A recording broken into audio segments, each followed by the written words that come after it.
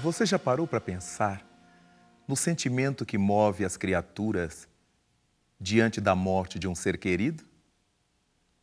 Se você nunca teve essa experiência, dificilmente conseguirá pensar devidamente. É que a morte ainda no Ocidente é uma grande hidra. As criaturas têm um medo terrível da morte e do morrer. Muito pouca gente se dá conta de que a morte é o reverso da medalha da vida. Para que nós tenhamos vida, há necessidade de que haja morte. No planeta material em que nós nos encontramos, todas as vezes em que falamos do fenômeno da vida, só o falamos porque esse fenômeno está atrelado ao da morte. Para que alguma coisa viva, outra coisa terá que morrer. Para que a planta viva, a semente morre. Para que o pão apareça, temos que triturar o grão. Dessa maneira, para que nós, seres humanos, vivamos, temos que matar tantas plantas para nos alimentar. Alguns animais que alimentam a nossa mesa. Temos que digerir, que deglutir uma quantidade enorme de partículas de vida que estão pelo espaço, pelo ar que respiramos. Temos que gastar uma quantidade muito grande de oxigênio para podermos sobreviver. A morte significa muito pouco no conjunto da vida. Afinal de contas, quando nós pensamos nesse fenômeno do morrer e aprendemos que a morte é consequência do desgaste dos órgãos, nos apercebemos de que começamos a morrer no momento em que nascemos. Quando somos dados à luz e que temos que respirar com nossos próprios pulmões, aí começa o fenômeno da queima, do desgaste do órgão, da morte. Quando nós pensamos nisso, então, temos que ver que a morte é um fenômeno hipernatural. Tudo que nasce, morre. Tudo que é matéria no mundo se transforma. E uma das formas de transformação nós chamamos de morte. Um dos modos pelos quais as coisas se transformam é a morte. Morre a montanha de minério para que surja a montanha de barro, por exemplo. Morre a ostra para que nasça a pérola. E dessa forma nós verificamos sempre essa dualidade, vida e morte, esse claro escuro da vida e da morte que nos acompanha. Então valeria a pena pensarmos nesse dia em que as nossas sociedades ocidentais homenageiam os seus mortos. Chamamos Dia dos Mortos, chamamos Dia de Finados, não importa. O que importa é que dedicamos um dia para prestar homenagem aos nossos antepassados, aos nossos amigos, aos nossos afetos, aos amores nossos que já demandaram o mais além, que já cruzaram essa aduana de cinzas da imortalidade. E no dia de finados, encontramos tanta gente verdadeiramente mobilizada por sentimentos de fraternidade, de ternura, de amor, que vão aos cemitérios, que vão aos campos santos, na busca de homenagear aos seus seres queridos. Merece todo respeito essa iniciativa. Nada obstante, percebemos quanto que vamos ficando escravizados dessa situação, imaginando, supondo, pelos aprendizados que fizemos nas nossas religiões, ou pelas coisas que ouvimos falar aqui e ali, que os nossos mortos estão lá. Chegamos a ouvir as pessoas dizerem: eu vou visitar a cova do meu pai, eu vou visitar a sepultura de minha mãe, como se ali estivesse o seu pai, como se ali sua mãe estivesse. Nada obstante, leiamos inscrições tumulares do tipo: aqui jaz fulano de tal, mas não é verdade. O fulano de tal que nós queremos homenagear não jaz ali na sepultura. Ali estão seus despojos, ali estão seus restos mortais. É como se nós tirássemos uma roupa imprestável e atirássemos essa roupa na lixeira.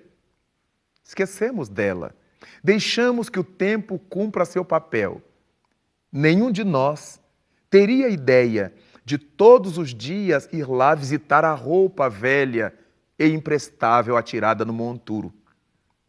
Então, nada obstante esse respeito com que nós cristãos encaremos essa relação com os mortos, com o morrer, por mais que nós estejamos com esse intuito de homenagear aos nossos seres queridos, será muito importante criarmos o hábito de pensar neles vivos.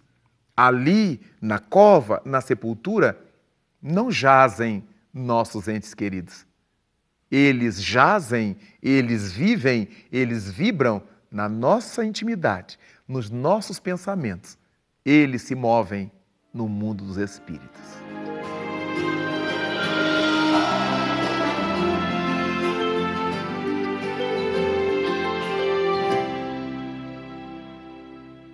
Ao pensar nos nossos mortos, cabe ter essa certeza de que os nossos mortos vivem. Eles não estão jazendo nos sepulcros. Imaginemos que coisa grotesca será imaginar nossos seres amados enterrados na sepultura com seus despojos. Vale a pena pensar numa gaiola vazia, donde o pássaro já se foi. Vale a pena pensar nisto. Então, o nosso corpo físico, durante um tempo mais ou menos largo, serve-nos de morada, serve-nos como uma gaiola, que ao mesmo tempo que nos ajuda a aprender, a crescer, também é um instrumento através do qual resgatamos aquilo que devemos em face da vida, coloquemos em ordem a nossa consciência com as leis divinas. Logo, o dia de finados, o dia dos mortos, deveria ser um dia, sim, de homenagem aos nossos seres queridos, mas de outra maneira. Aprendermos a fazer um levantamento de como se acham nossas disposições na vida. Se estamos vivendo de acordo com os ensinamentos de nossa mãe, de nosso pai, se os estamos homenageando, glorificando seus nomes, pelo tipo de criatura que sejamos, dignas, nobres, amigas, fraternas, operosas, dedicadas ao bem. Afinal de contas, de que outra maneira melhor nós poderíamos homenagear os nossos mortos? Nem sempre levando flores para enfeitar os sepulcros onde se acham seus despojos. Aquele recurso das flores, quantas vezes poderiam ser transformados em nome dos nossos mortos em leite para uma criança pobre, em pães para um necessitado, em remédios para um doente que não os pode comprar, em cadernos para que alguma criança aprenda. Nós podemos converter aquela quantidade enorme de cera que compramos para queimar nos cemitérios, que não vai levar a lugar algum os nossos mortos, que não precisam de cera queimada. Converter isso em alimento, em roupa, em agasalho, em material escolar, em medicação, em acompanhamento, em homenagem aos nossos mortos. Quando presenteássemos uma criança com o kit de material escolar, nós poderíamos dizer a ela, caso ela entendesse, ou aos seus pais, faça uma prece por fulano de tal, que é meu filho, que é meu pai, que é minha mãe, que é meu irmão ou meu amigo. Nós teríamos formas tão mais agradáveis, tão mais felizes de homenagear os nossos mortos. E cantar, e brincar, e nos alegrar como eles gostavam que nós fizéssemos. No além, eles continuam gostando. Quantos filhos que se foram para o mais além, e suas mães começam a morrer aqui na terra. Não se tratam mais, não se cuidam mais, não os respeitam mais. Se seus filhos gostavam de vê-las bem vestidas, bem cuidadas, alegres, joviais, em homenagem a eles, no dia dos mortos e em todos os dias da vida, continuem assim.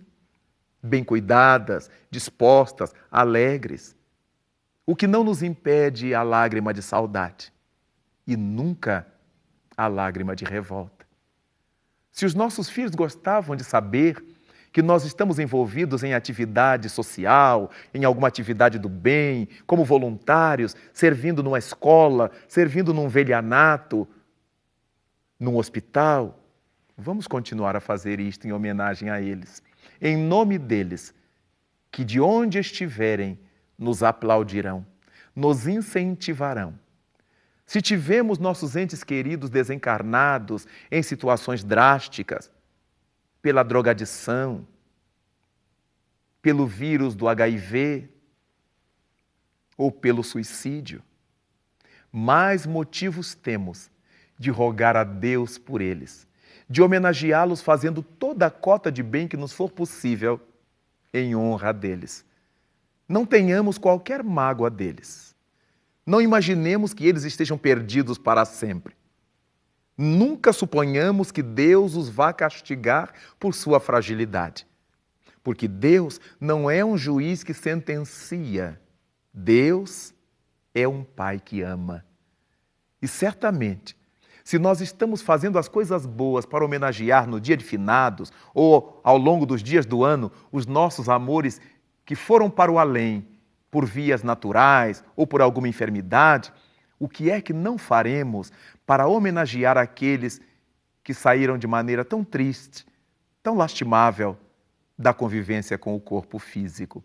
Por isto é que a nossa oração por eles deverá partir do nosso coração, do mais íntimo do nosso ser, pensando em Deus como o Pai comum de todos nós, mas nos colocando diante da vida de maneira muito operosa, nos tornando pessoas úteis, a fim de que o dia de finados transcorra para nós como mais um dia em que homenageamos os nossos seres queridos que demandaram o mais além, na vibração, na torcida, fazendo os votos para que os nossos amores, que já se transformaram em estrelas, sejam felizes nessas dimensões do invisível, junto a esse amor incomensurável de nosso Pai Celeste.